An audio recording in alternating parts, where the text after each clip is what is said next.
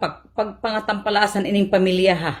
Film victims, mao na gid unta ni panahona nga usbo na ninyo iyon kanaiya. Ayaw mo pagpa-victim kay dili ka mo ang klaro nga biktima. Na ako'y basahon nga message lang ga. Mami, nagpadala ko para handa sa New Year kay ubos lang ako nadawat. Sige ko tawag kay mutan-aw ko ilang handa para sad kaapil ko sugat sa New Year. Giingnan ko busy pa na ay bisita ug hapit na sila mag fireworks. Mauto off na ko ang CP pag una ko daghan og message nga nag-off ko wala daw ko'y konsensya. Ako manoy nabuthan og fireworks na hospital need nila kwarta. Mauning batasana sa pamilya nga angay nagyong kalimtan, angay putlon ang koneksyon.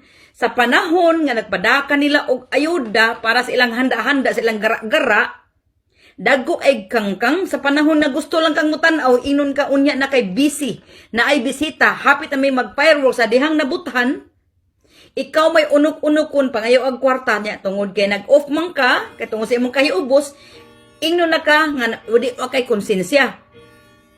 Kung ako ani, putlon kong sigurado ng pamilya ha. Bahalag sakitan ko. Mula bayran ng kasakit, pero kanang inon ka ana, langga di ta magpakabugo. Klaro na kain nga wag ka kikinahanglan nila. Klaro na kain na sanan nga ang kwarta mo ilang gikinahanglan din mo dili ikaw.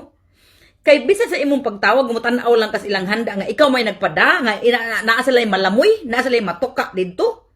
Nya ang mga hinampak na dagko ang mga buhay po angod, ingnon lang ka unya na kay busy na ibisita, gipalabi ang bisita kay nimo. So ako pa nimo langga. Musugot ramang kag akong i-real talk din he. Ako pa nimo. Ayaw na.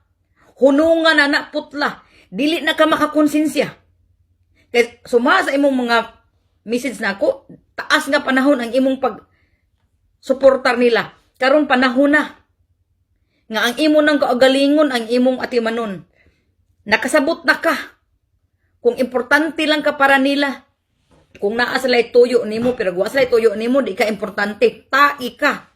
So, pagmata. Usa na ni katimaan nga angay na kang magmata. Angay na kang magamping sa imong kagalingon.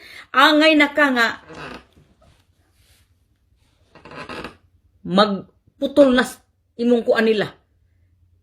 Kanang usab bablak ko kay tungod nga murag nag-ulbos ang akong kasing-kasing kalabot aning kalakiha. So mora na lang no, putla diretso ang relasyon kay wa ka kinahanglan nila adto na ko bye.